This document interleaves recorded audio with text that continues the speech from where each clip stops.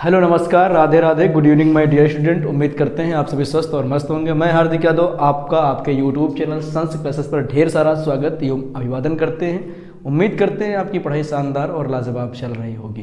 आज का टॉपिक जो है वो हमारी क्लास में होने वाला है ओजोन परत, ओजोन लेयर, ओजोन, जो कि काफ़ी महत्वपूर्ण टॉपिक है। सभी एग्जाम के दृष्टिकोण से अगर हम देखें तो ओजोन एक महत्वपूर्ण टॉपिक बन जाता है। यूपी बोर्ड की बात करें, सीबीएसई बोर्ड की बात करें, कंपिटिटिव एग्जाम में बात करें तो हर जगह पर जो है ये एक महत्वपूर्ण टॉपिक माना जाता है ओजोन। ओजोन है क्या, हमारे लिए किस प्रकार से ये जो है लाभकारी है, या हमारे लिए इसका क्या महत्व है, पृथ्वी पर जो है जीव हैं उनको किस प्रकार से सुरक्षा प्रदान करता है, आखिरकार ओजोन है क्या। महत्वपूर्ण बात यह है कि ओजोन है क्या। जो पूरा देश कभी कभी ओजोन पर बात करता है, आर्टिकल्स छपते हैं ओजोन पर, ठीक है। तो ओजोन एक्चुअल में है क्या, हम पेपर पढ़ते हैं तो पता चलता है कि ओजोन में क्षय के कारण जो है समस्याएं बढ़ रही हैं। तो एक्चुअल में आज हम समझेंगे कि ओजोन है क्या, जिसके बारे में पूरा देश, पूरे जो है लोग, जो प्रोफेसर, जो भी लोग हैं, सब लोग इस पर बात करते हैं कि ओजोन परत की सुरक्षा करना चाहिए। आप सभी लोगों ने सुना होगा जो है कि ओजोन परत में जो है क्षय हो रहा है, ठीक है। तो इन सभी मुद्दों पर हम बात करेंगे। उससे पहले समझेंगे ओजोन है क्या। चलो बात करते हैं। ओजोन जो है बेटा वो ऑक्सीजन के 3 परमाणुओं से मिलकर बनता है। क्या? ऑक्सीजन के 3 परमाणु, O plus O is equal to O3, ठीक। क्योंकि ओजोन का रासायनिक सूत्र क्या होता है? O3 होता है। उससे पहले हम चलते हैं, एक डायग्राम देखेंगे छोटा सा। यहाँ पर ये सपोज करिए बेटा, मान लीजिए कि ये आपकी पृथ्वी है।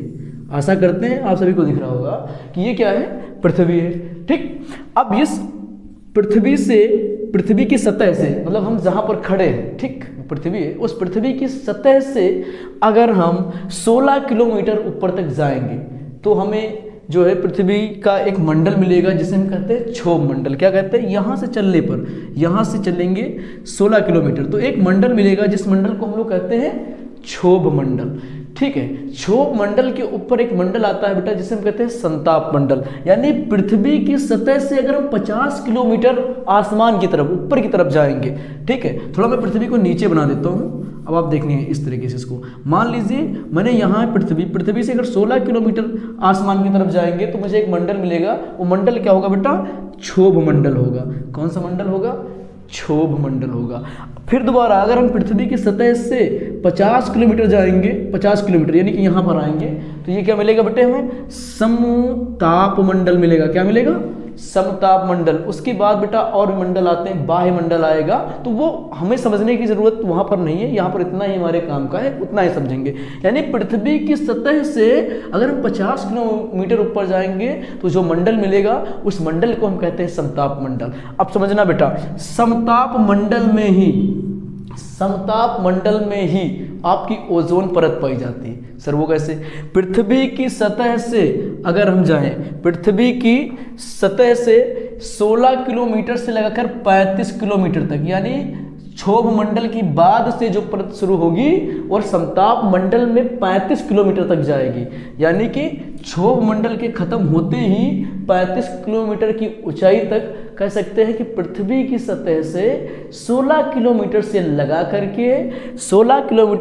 करके 35 किलोमीटर तक एक जो परत पाई जाती है, एक लेयर पाई जाती है, उस लेयर को हम बेटा ओजोन लेयर कहते हैं। और ये ओजोन लेयर जो होती है ये ऑक्सीजन के 3 परमाणु संघनित हो जाते हैं, आपस में मिल जाते हैं, तब जाकर के आपकी जो लेयर बनती है उसे हम ओजोन लेयर कहते हैं। अब समझिएगा, समताप मंडल में यानी कि पृथ्वी की सतह से आप 35 किलोमीटर ऊपर आओगे तो यहाँ पर ऑक्सीजन के 3 परमाणु आपस में जुड़ जाएंगे, ठीक। तो जुड़ते जाएंगे और एक लेयर बना लेंगे, एक परत बना लेंगे, एक गैस का जो एक समूह बन जाएगा, और वो गैस का जो समूह होगा वो परत के रूप में कार्य करेगा। इस परत को हम लोग क्या कहते हैं? ओजोन लेयर कहते हैं। अब इसकी परिभाषा देखेंगे भाषा में कि मैंने कहा पृथ्वी की सतह से 16 से 35 किलोमीटर ऊपर समताप मंडल में पाई जाने वाली O3 गैस की एक संघनित परत पाई जाती है जिसे हम ओजोन परत कहते हैं। यानी कि पृथ्वी से 16 किलोमीटर से लगा करके 35 किलोमीटर के बीच में ऑक्सीजन के 3 परमाणु आपस में मिलते हैं और एक परत का निर्माण करते हैं। उस परत को हम ओजोन परत कहते हैं। और ओजोन परत किससे बनी होती है बेटा? ऑक्सीजन के 3 परमाणु। कितने? 3 परमाणु। 3 परमाणु जब ऑक्सीजन के आपस में मिलते हैं तो एक सूत्र का निर्माण करते हैं O3। इसलिए ओजोन गैस जो होती है आपकी ओजोन गैस होती है, उसका रासायनिक सूत्र क्या होता है? O3 होता है। क्लियर हो गया? सूत्र आप में ध्यान में रखना है बिल्कुल, खासकर यूपी बोर्ड के जो बच्चे हैं उनको ये चीज़ आप बिल्कुल माइंड में रखना ही रखना है कि ओजोन गैस का सूत्र O3 होता है। ठीक, अब हम बात करेंगे जो आपकी पृथ्वी है, जो पूरी पृथ्वी आपका जो पृथ्वी ग्रह है, इस ग्रह की अगर हम बात करें, ये हमारी पृथ्वी है, अगर हम इसकी बात करें तो पृथ्वी के चारों तरफ ओजोन गैस की परत पाई जाती है, लेयर पाई जाती है। पूरी पृथ्वी को क्या है? घेर रखे है। कौन सी लेयर? आपकी ओजोन लेयर, ओजोन परत, जिसकी वजह से हम इसे कभी कभी कहते हैं कि पृथ्वी का सुरक्षा चक्र है या सुरक्षा कवच है, क्योंकि ये पूरी पृथ्वी को घेर रखे। ऐसा नहीं कि पृथ्वी के थोड़े से हिस्से पर ओजोन परत पाई जाती है, ऐसा बिल्कुल नहीं बेटा। ये पृथ्वी को चारों तरफ से पूरी तरीके से ढके हुए है। कौन? ओजोन परत। अगला पॉइंट आपका आता है महत्वपूर्ण, मैंने कहा इसका सूत्र क्या होता है? O3 होता है, जो ऑक्सीजन के परस्पर 3 परमाणुओं से मिलकर बनती है ना, मिलकर बनती है। यहाँ पर मैंने लिख दिया बनते हैं, इसको सही कर देते हैं ना, 3 परमाणुओं से मिलकर बनती है। अब बात करेंगे अगला जो आपका टॉपिक आने वाला है, वो टॉपिक है ओजोन परत को पृथ्वी का सुरक्षा कवच भी कहा जाता है। ये ध्यान में रखना बिल्कुल। ठीक, जब भी ओजोन की बात आएगी तो आपको ब्लैक पेन से ये बिल्कुल लिखना है कि ओजोन परत को पृथ्वी का सुरक्षा कवच भी कहा जाता है। क्यों कहा जाता है? क्वेश्चन ये है, बन सकता है कि ओजोन परत को पृथ्वी का सुरक्षा कवच क्यों कहा जाता है। ठीक, अब इस पर हम बात करते हैं। देखो, जो आपका सूर्य है, ठीक, जो आपका सूर्य है, ठीक, उस सूर्य से बेटा 3 प्रकार की जो है किरणें निकलती हैं। ठीक, जैसे कि UVA हो गई, ठीक है, UVB हो गई, ठीक है, UVC हो गई। तो जो अल्ट्रावायलेट किरणें कहते हैं ना, इनको हम लोग अल्ट्रावायलेट किरणें कहते हैं। ठीक है, ये किरणों में से जो अल्ट्रावायलेट रेज होती है, वो रेज ज़्यादा हानिकारक रेज होती है। सूर्य के प्रकाश से निकलने वाली पराबैंगनी किरणें जिसे कहते हैं हम, अल्ट्रावायलेट रेज कहते हैं, वो सभी जो है जंतुओं की स्किन के लिए ज़्यादा हानिकारक है। मतलब सभी जलीय जीव और जो है सभी जो है अगर हम बात करें जलीय जीव के अलावा भी जो जीव होते हैं उन पर भी इसका काफ़ी ज़्यादा प्रभाव पड़ता है। जैसे कि अब मान लीजिए स्किन का कैंसर, आपने सुना होगा कि सर स्किन का कैंसर बहुत ज़्यादा लोगों को होता है। ठीक है, अब तो बहुत कम उम्र में आँखों की समस्या आती है, दूर का देख नहीं पा रहे हैं। ठीक है, मोतियाबिंद की समस्या आ रही है, कार्निया पर समस्या आ रही है, वर्षा कम हो रही है। ये बहुत सारे रीज़न हैं, किसकी वजह से? सूर्य के प्रकाश से निकलने वाली अल्ट्रावायलेट किरणों की वजह से। तो अब क्या जो हमारी पृथ्वी है वो क्या करती है? सूर्य के प्रकाश से निकलने वाली अल्ट्रावायलेट किरणों को पृथ्वी पर आने से रोकती है। कौन? ओजोन परत। ओजोन परत जो हमारी है, ये मान लीजिए सपोज दैट पृथ्वी है, ठीक, ये रही हमारी पृथ्वी के ऊपर ओजोन परत जो चारों तरफ से सुरक्षा बनाए हुए बिल्कुल कि आने नहीं दे रही है सूर्य की अल्ट्रावायलेट किरणों को। अब यहाँ से सूर्य है, सूर्य से प्रकाश की किरणें निकल रही, इसमें बेटा एक विशेष प्रकार की किरणें होती है जिनको कहते हैं अल्ट्रावायलेट रेज, यानी पराबैंगनी किरणें। ये पराबैंगनी किरणें जैसे ही ओजोन परत पर आती हैं, ओजोन परत में जो है ऑक्सीजन के 3 परमाणु होते हैं, ये क्या करते हैं? इसको बेटा सोख लेते हैं, अपने आप में एब्जॉर्ब कर लेते हैं, इसको पृथ्वी पर नहीं आने देते हैं।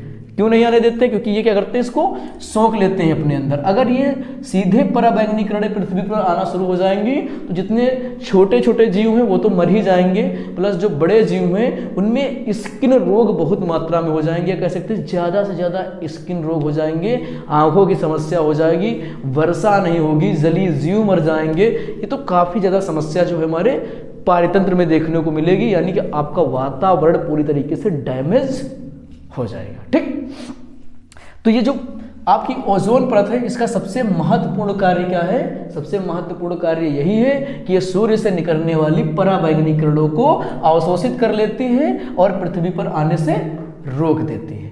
ठीक, अब अगर हम बात करें कि ओजोन परत के कार्य क्या है, देखो ओजोन परत को सुरक्षा कवच क्यों लिए कहा? इसीलिए तो कहा जाता है कि क्या है कि पूरी पृथ्वी की सुरक्षा करती है। किससे? सूर्य की किरणों से निकलने वाली जो पराबैंगनी किरणों से। जो सूर्य की किरणें हैं उनमें से जो अल्ट्रावायलेट रेज है उनको पृथ्वी पर आने से रोकती है। अगर ये अल्ट्रावायलेट रेज पृथ्वी पर आएंगी तो बहुत सारी हानियां हो सकती है, जीव के लिए भी और समस्त जो है पादप जगत के लिए भी हो सकता है। ठीक, अगर हम बात करें ओजोन के कार्य क्या है, ओजोन जो परत है इसका महत्व क्या है, कार्य क्या है, तो बेटा सबसे पहला कार्य तो आपको भी मैंने ही समझा दिया कि जो सूर्य की अल्ट्रावायलेट पराबैंगनी किरणें हैं इनको पृथ्वी पर आने से रोकती हैं। अगर ये पराबैंगनी किरणें पृथ्वी पर आ जाएंगी तो बेटा जो है सभी जंतुओं को इससे काफ़ी नुकसान होने वाला है। ठीक, तो ये हमारी पृथ्वी को पराबैंगनी किरणों से सुरक्षा करती हैं। अगर पराबैंगनी किरणें आ जाएंगी तो सबसे ज़्यादा जानवरों को आंखों में समस्या हो जाएगी, इंसान की स्किन का कैंसर होने शुरू हो जाएगा। ठीक है, आपकी आंखें बहुत जल्दी डैमेज हो जाएंगी, वर्षा नहीं होगा, बहुत सारी चीज़ें हैं जो कह सकते हैं कि एक प्रकार से हानि होने वाली है। ठीक, अब दूसरा अगर कार्य कर देखें हम कि ये पहला पॉइंट यहाँ पर देखना है कि ये सूर्य से आने वाली पराबैंगनी किरणों को अवशोषित करके पृथ्वी पे आने से रोकती है।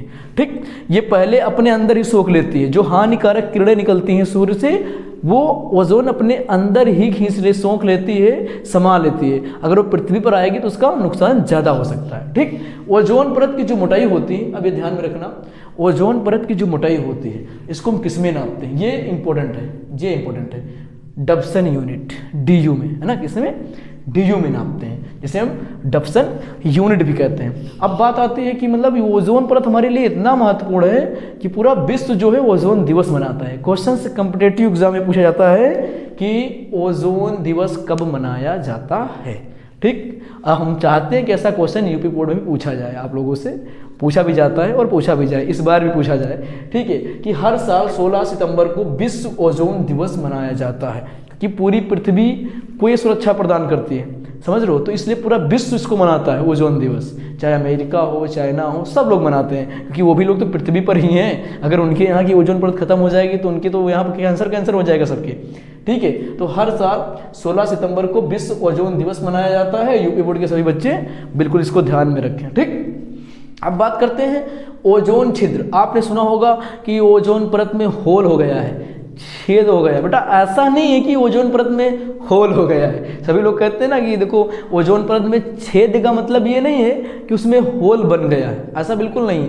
वहाँ की जो ओजोन परत है उसकी मोटाई जो होनी चाहिए वो मोटाई घट गई है, कम हो गई, वहाँ की मोटाई जो है कम होती जा रही। अक्सर अगस्त से आखिरी अगस्त से लगा करके अक्टूबर मंथ की शुरुआत तक जो होती है वो ओजोन परत की लेयर घटती जा रही है, ये घटती जा रही है। ठीक है, कहाँ पर घट रही है, कैसे घट रही है, वो चीज़ें अभी हम आपको समझाएंगे बकायदा, उसकी चिंता मत लो। ठीक है, अगर हम बात करें कि ओजोन परत की मोटाई किसमें मापी जाती है, ये भी एक महत्वपूर्ण क्वेश्चन है, बड़े एग्जाम में पूछा जाता है, तो इसलिए मैंने इसको यहाँ पर शामिल कर लिया क्योंकि आप लोग भी बड़े एग्जाम दोगे ना, इसलिए कि जो ओजोन परत की मोटाई है वो डब्सन यूनिट डीयू में नापते हैं। हर साल 16 सितंबर को विश्व ओजोन दिवस मनाया जाता है।